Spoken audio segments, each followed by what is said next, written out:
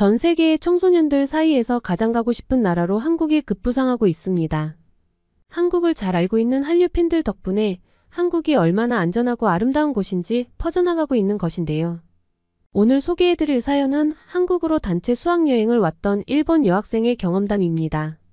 이 여학생은 수학여행을 계기로 꿈이 바뀌었다고 하는데요. 과연 어떤 일이 있었던 것일까요? 사연 바로 시작합니다. 안녕하세요. 저는 일본인 하루카라고 합니다. 최근에 저는 한국으로 수학여행을 다녀왔고 이 경험은 제게 절대로 잊지 못할 기억으로 남게 되었는데요. 일단 한국으로의 수학여행은 시작부터가 꽤나 일반적이지는 않았습니다. 왜냐하면 고등학교 수학여행임에도 불구하고 10명이라는 굉장히 소수의 인원으로 가게 되었거든요. 그 이유는 저희는 청소년 클라이밍 선수로 활약하고 있고 전국대회에 참여하느라 원래 일정의 수학여행에 참여하지 못했기 때문인데요.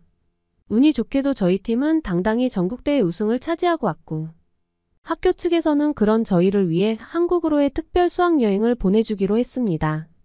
먼저 수학여행을 다녀온 친구들은 미국이나 유럽으로 다녀왔는데 저희만 엎어지면 코 닿을 한국이라니 약간 실망스러웠지만 그래도 수학여행 자체를 갈 수 있다는 사실에 만족하기로 했습니다. 학교 측에서 한국으로 저희를 보낸 이유는 바로 저희 학교는 한국의 고등학교와 자매결연을 맺은 상태였고 한국 고등학교와의 다양한 교류가 있어야만 자매결연을 계속 유지할 수 있기에 겸사겸사 저희를 한국에 보낸 것 같다는 생각을 했습니다. 왜냐하면 수학여행 일정 중에 하루는 한국의 고등학교에 가서 참여 수업을 받는 시간도 있었거든요. 그리고 드디어 서울로 수학여행을 가는 날이 되었습니다. 아쉬운 한국으로의 수학여행이지만 고등학생 시절에 단 한 번 있는 수학여행이라서 그런지 설레는 마음은 어쩔 수 없더라고요. 한국으로 출발하기 전날엔 설레서 잠도 못 잤어요. 일본에서 한국까지는 가까웠기 때문에 2시간도 걸리지 않아서 한국의 인천공항에 도착할 수 있었습니다. 한국의 인천공항은 제가 출발한 나리타 공항과는 비교도 안 되게 좋은 공항이라서 너무나 놀랐습니다.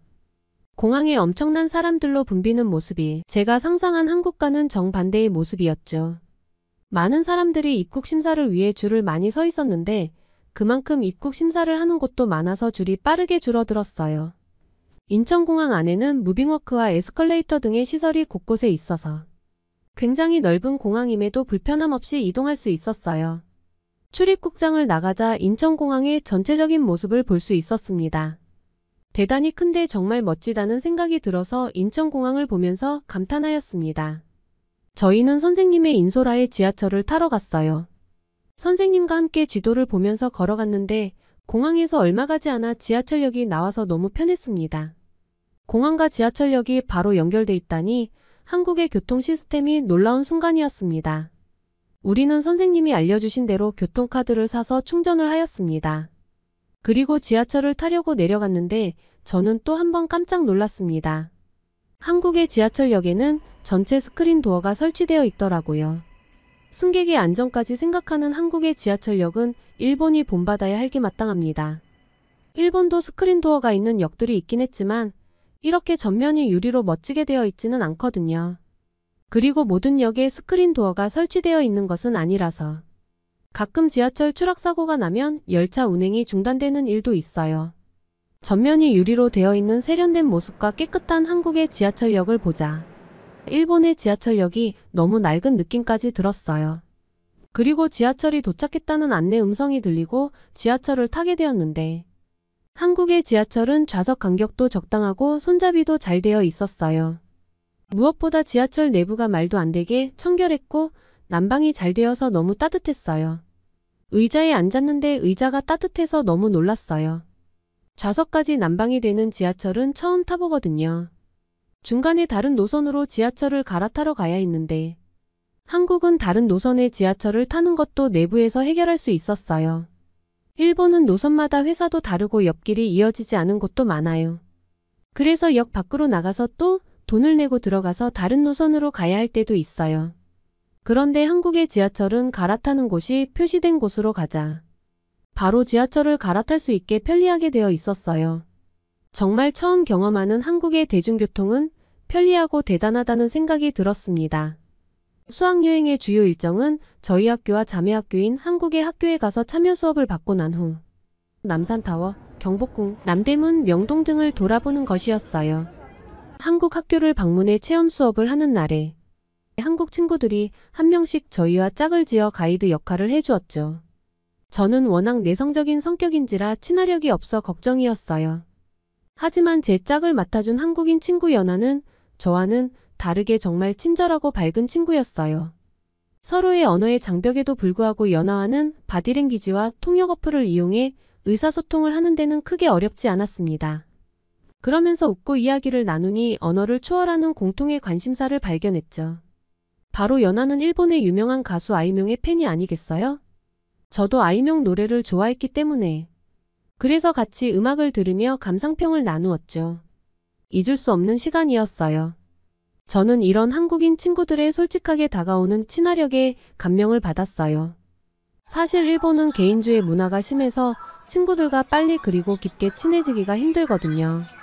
하지만 연아는 저에게 먼저 다가와주고 빠르게 공통 관심사를 찾아 제 마음의 문을 열었죠.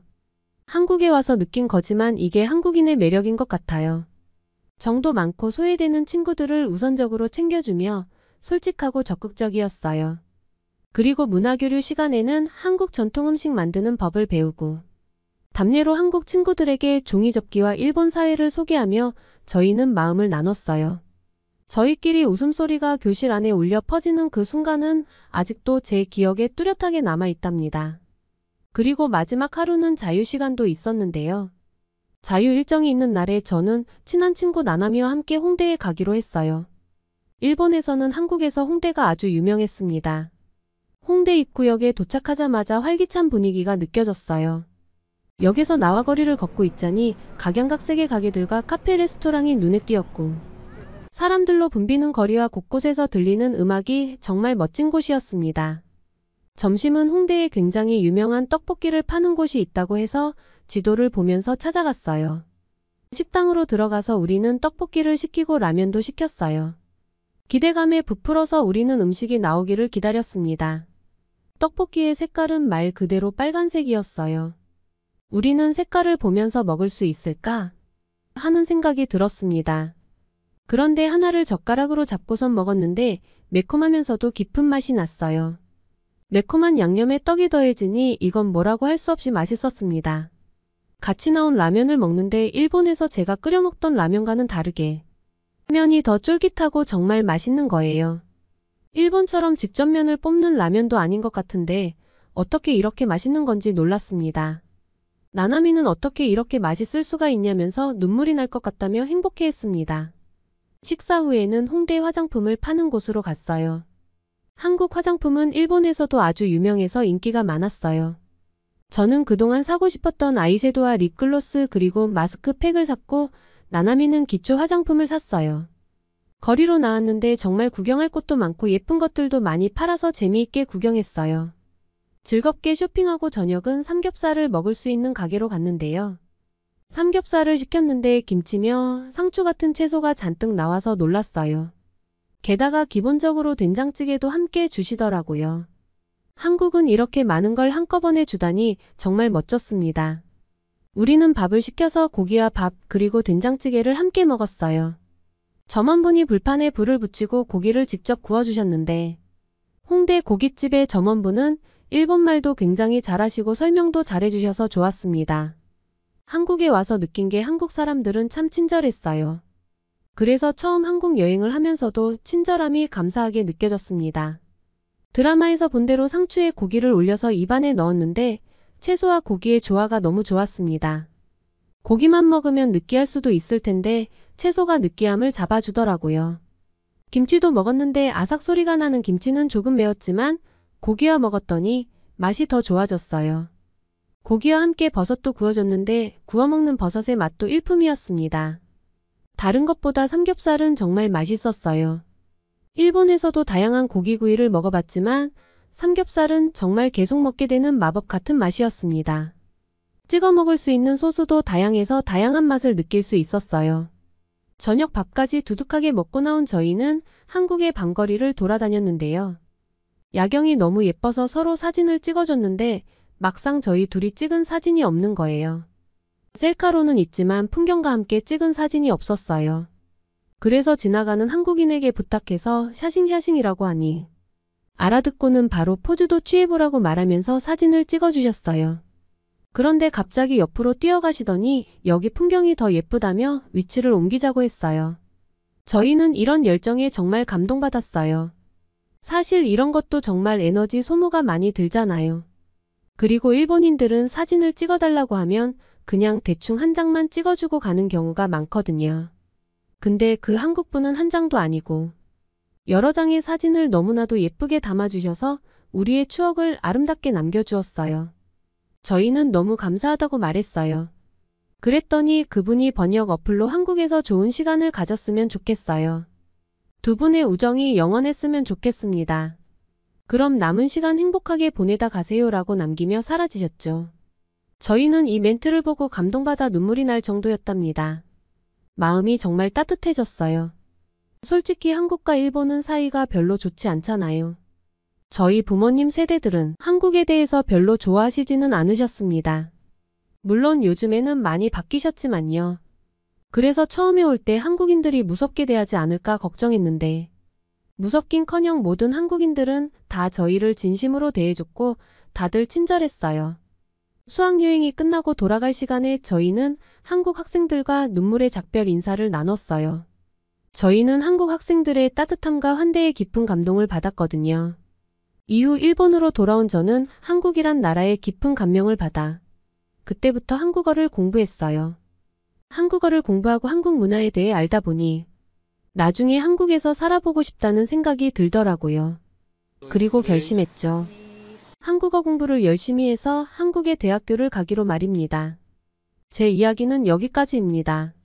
오늘의 사연 어떠셨나요? 한국으로 수학여행을 왔던 일본 여학생의 사연이었습니다. 한국은 학생들이 여행 오기 좋은 나라인데요. 한국은 역사와 문화유산이 풍부하고 또한 뛰어난 대중교통과 안전한 치안은 한국을 여행하며 다양한 활동을 즐길 수 있도록 도와줍니다. 앞으로도 학생들의 교육과 성장에 도움이 되는 한국으로의 여행에 많은 학교가 참여했으면 좋겠네요.